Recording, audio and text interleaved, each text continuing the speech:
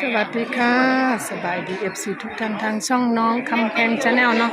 มื้อนี้ก็เป็นวันที่10เนาะตุลาคม2565เป็นวันพระวันออกพรรษาเนาะเพิ่นก็ได้พาคำแพงมาทำบุญวัดป่าพุทธรักษาเนาะนั่นพี่ประหัตพาคำแพงไปผูกแขนน้ำปูแล้วดื้อค่ะคำแพง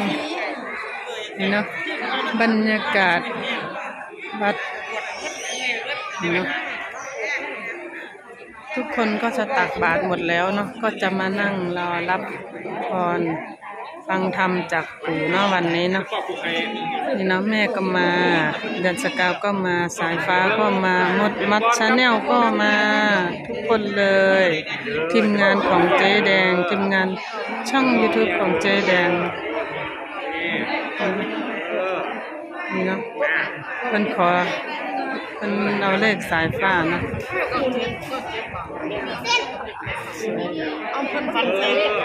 นี่นะ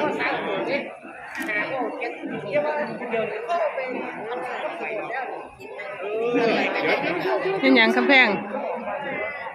ได้ฝ่ายผูกแขนน้ำปูแล้วมาให้งาหรือผูกแขนให้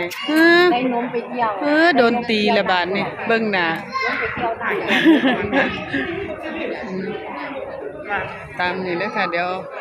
หลังจากกลับจากวัดก็จะกลับบ้านแล้วก็จะลงแนวทางฮานอยให้เด้อค่ะ FC นี่นะมาทำบุญวัดป่าพุทธรักษาให้ออกกำลังแต่งดอกไม้วางดอกไม้วางหน้าพระอยู่ที่นี่จะทำแบบนี้ทุกวันพระนะจะเอาดอกไม้มาโฮมกันแล้วก็จัดใส่นี่ค่ะแล้วก็เอาไปวางไว้ที่ด้านหน้าฐานพระนะนี่จะเป็นขันหมากยายดาทำสวยมากเลยยายดาจะทำทุกวันพระเลยมาเอามาไหว้พระนะเด็กนักเรียนก็มาตักบาตรบ้านเนี้ยจะพาลูกหลานมาทำบุญตักบาตรทุกวันพระเนาะถ้ามีโอกาสก็พาลูกพาหลานมาไปทำบุญด้วยเด้อเพื่อจะสอนให้เขารู้จักการให้แล้วก็สอนให้เขารู้จักเคารพธรรมเนียมพุทธศาสนาเนาะให้เขารู้จักถ้าเราไม่สอนเขาถ้าเราไม่พาเขาทำก็เขาก็จะไม่รู้เนาะเด็กๆเนาะ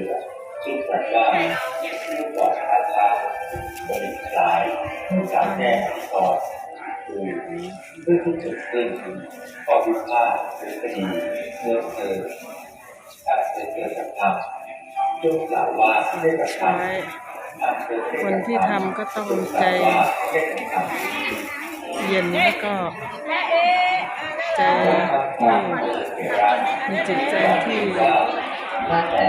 อ่อนน้อมไม่ใจร้อนใจเย็นจะทำเองได้เพราะว่ามันใช้ความปราณีตนะทำ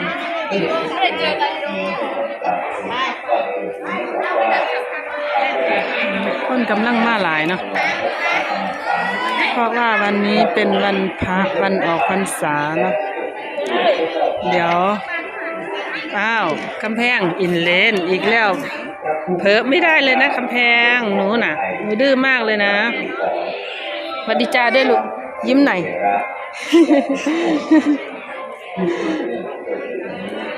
กี่ดื้อแห้งนะกำแพงนี่นะตามนี่เด้อค่ะกำแพงกินข้าวเหนียวเด้อ FC ลูกเล่าคักๆมากข้าวเหนียวแห้งกินข้าวต้มบ่ย่อมกินได้กินคำ2 คำแค่นั้นแหละป้อนข้าวต้มเฮ็ดข้าวต้มให้กินนะเพิ่นจะมากินข้าวเหนียวป้อนข้าวเหนียวจะนึ่งข้าวเหนียวนอนแล้วก็ป้อนให้กินจังซี่แล้วก็จ้ำน้ำแกงเนาะผู้ใหญ่กินหยังก็กินน้ำได้เนาะกำแพงลูกกินหยังข้าวเหนียว น้องคำแพงกินข้าวเหนียวนะเดี๋ยววันนี้แม่เพนก็จะลงฮานอยของพ่อพหัสให้เนอะ FC ด้วยจ้าเพราะว่าไม่ได้ลงฮานอยให้2 วันเพราะว่าไปวันเกิดลูกชายพี่พหัสเนาะเพราะว่าพี่พหัสขับรถตอนวันที่8ก็ขับรถทั้งวันพาลูกชายไปซื้อของแล้วก็ไปพาลูกชายไปทำบุญ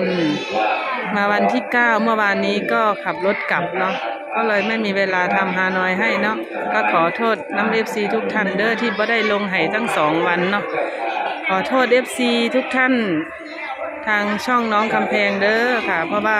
ไม่ได้ลงฮานอยให้ตั้ง2 วันเนาะขอโทษหลายๆค่ะ กินได้ไหม เลยเป็นตา กินได้แล้ว วันนี้น้องคำแพงมาทำบุญก็ได้บุญเยอะเลยกินข้าวเหนียวตั้งเยอะ เอ้าเสียงหยังลูก กินหน่อยกินหน่อย ให้ย่ากินหน่อยลูก มา ให้ย่าหลุยกินด้วย ให้ย่าหลุยกินด้วยลูก บ่สน ไม่สนใจเฮ็ดตาสายตา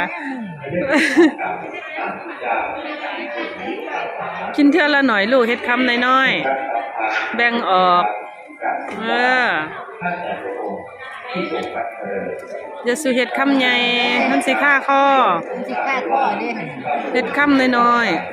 ๆถาดดอกไม้งามสวยจัดถาดดอกไม้สวยขนาดเลยโอ้โหถาดดอกไม้งามเนาะดอกบัวมันจัดเป็นถาดหน้าสวยงามหลาย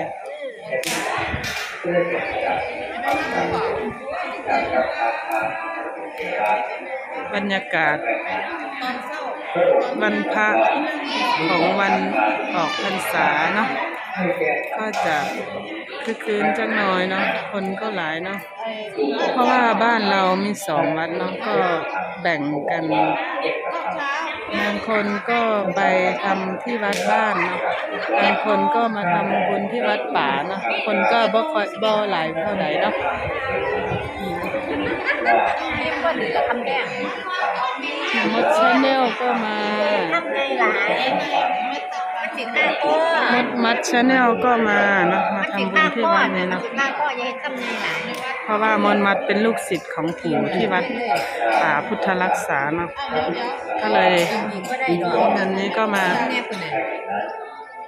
ทำบุญอยู่ที่นี่ด้วยกันเนาะเดี๋ยววันนี้ FC วันนี้ก็ให้ FC เข้ามาดูฮานอยทางช่องน้องคำแพงได้เลยเด้อตั้งแต่วันนี้เป็นต้นไปก็จะลงให้ทุกวันเหมือนเดิมเนาะคือเก่าเนาะเพราะว่า2 วันที่บ่ได้ลงให้ก็เพราะว่าพี่ผัดไม่ทันทำให้เนาะเพราะว่าเดินทางไกลเนาะเดี๋ยวกลับบ้านแล้วเพนก็จะพา FC ไปเบิ่งแนวทางฮานอยกันต่อเนาะตามนี่เด้อค่ะ FC ทุกท่านก็ขอให้ทุกท่าน FC ทั้งช่องของน้องคำแพงได้บุญกุศลไปนำกันเด้อค่ะ